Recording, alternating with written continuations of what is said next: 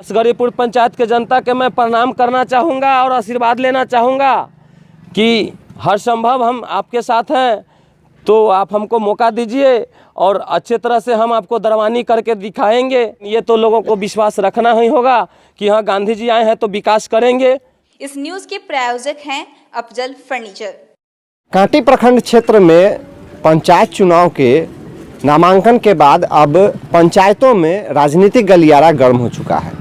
सभी प्रत्याशी अपने अपने जनता के पास वोट मांगने के लिए कई तरीकों से रिझा रहे हैं। हम पहुंचे हैं अभी कांटी प्रखंड क्षेत्र के लसगरीपुर पंचायत में। लसगरीपुर पंचायत में भी राजनीतिक गलियारा खूब गर्म है।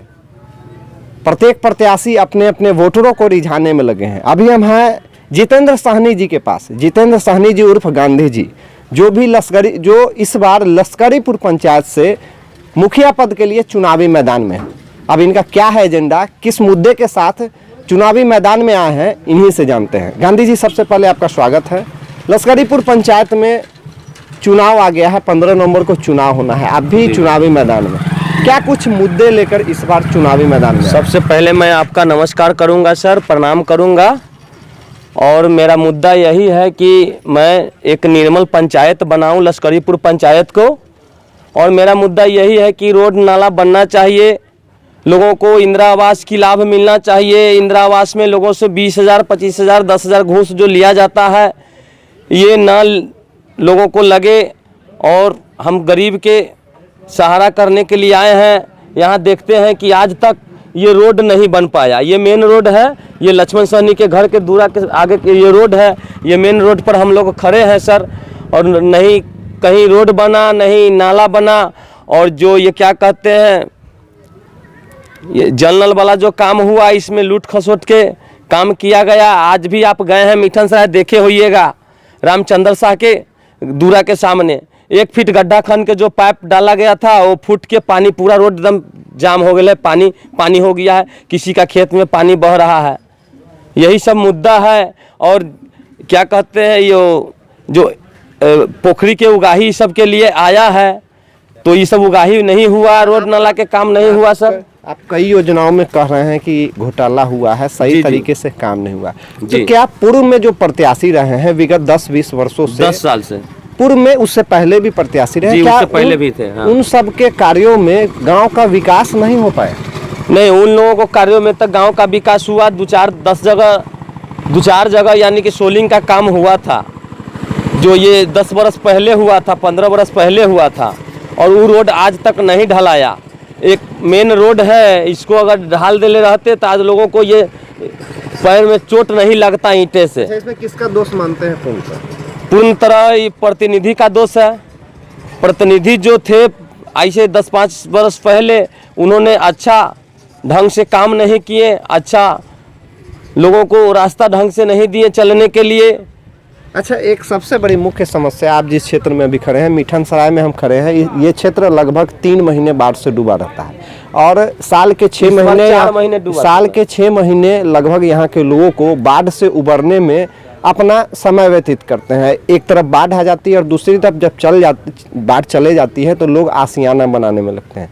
तो आपसे गांधी जी सवाल है कि इस क्षेत्र में बाढ़ हर साल आती है, तो इस क्षेत्र के लोगों के लिए विशेष रूप से क्या किया जाए जो इस बाढ़ के त्रासदी से जो क्षति होती है उसको पूरा किया जाए?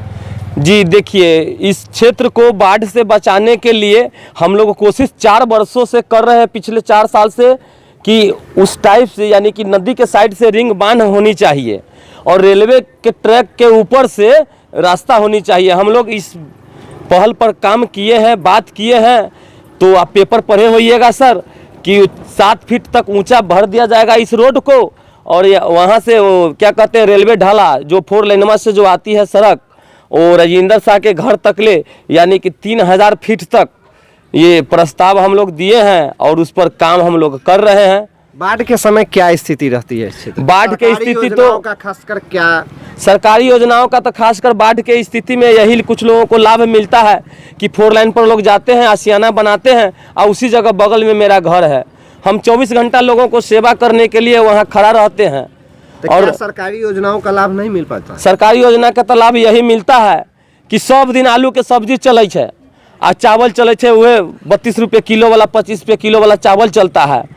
कुछ लोग खाते हैं और कुछ लोग नहीं भी खाते हैं उसमें से। और इस बार के बाढ़ में एक दिन हरा सब्जी लोगों को नहीं दिया गया और सारा नेतृत्व कर रहे थे,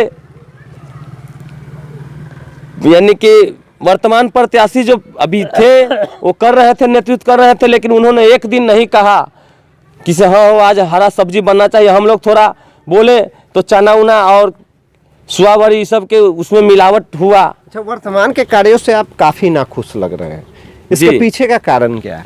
इससे पीछे के कारण है कि उन्होंने इस गांव से लगाव नहीं रखे, आज तक लगाव नहीं रखे और गांव वालों ने विश्वास करके उनको 2 टर्म मुखिया के बनाए।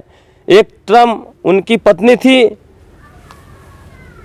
जो नाम तो ध्यान में नहीं है, लेकिन ये पहली बार उनकी पत्नी बनी थी, और रुकमणी देवी, और दूसरी बार इंद्रमोहन झा खुद के थे।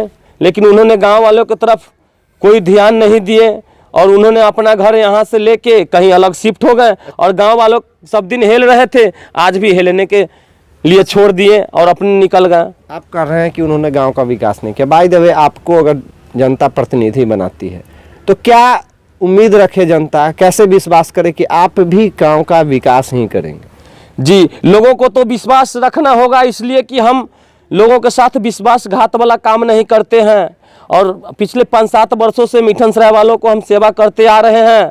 क्या वहाँ रेलवे लाइन के बगल में जो अपना मैं वहाँ मिट्टी उट्टी डलवा दिया, उन पर इन लोगों का गाड़ी घोड़ा लगती है।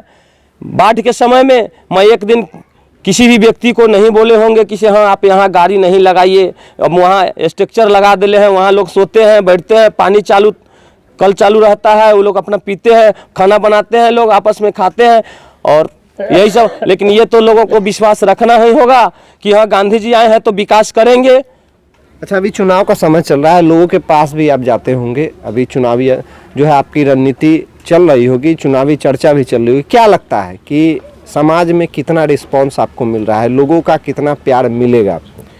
जी, लोगों को तो प्यार दुलार पिछले 10 सालों से मिल रहा है और अच्छा मिल रहा है और आज भी जाते हैं, आज भी क्षेत्र में निकले हैं सर, तो सारे लोगों का कहना यही है कि गांधी जी इस बार आएंगे और यही लोग विचार कर रहे हैं। जीत के प्रति कितने आश्वस्त हैं आप? जीत के प्रति तो 60-70% तो निश्चित है कि हम उम्मीद है, आश्वस्त हैं और आगे जनता मालिक है सर। अब जो मानना है कि जनता चाहेगी, सर्वोपरि मानना होगा। क्या कुछ कहना चाहेंगे अंत में अपने लश्करीपुर पंचायत की जनता को? लश्करीपुर पंचायत के जनता के मैं प्रणाम करना चाहूँगा और आशीर्वाद लेना चाहूँगा कि हर संभव हम आपके साथ हैं, तो आप हमको मौका दीजिए और अच्छे तरह से हम आपको दरवानी करके दिखाएंगे। एक ऐसा दरवान चुनिए आप कि आपका कम से कम हर संभव सेवा करे। तो ये थे हमारे साथ जितेंद्र साहनी जी उर्फ गांधी जी। इनका कहना है कि गांव के लोग इनको दरबान समझे। ये अपनी तरफ से पूरी कोशिश कर रहे हैं कि इस पंचायत में इनकी सरकार बने, ये मुखिया चुने जाएं और मुखिया चुनने के बाद इस गांव का बेशक विकास करने का वादा कर रहे हैं। अब आने वाला वक्त ही बताएगा कि जब 15 नवंबर को चुनाव होगा तो उस दिन लश्करीपुर की जनता गांधी जी के सर पर जीत का ताज पहनाती है या नहीं पहनाती है। फर्नीचर खरीदे मुजफ्फरपुर के अफजल फर्नीचर से। यहाँ मिलेंगे फर्नीचर के विशाल रेंज, वो भी होलसेल प्राइस में और लाइफ टाइम गारंटी के साथ। तो देर मत कीजिए, तुरंत पहुँचिए।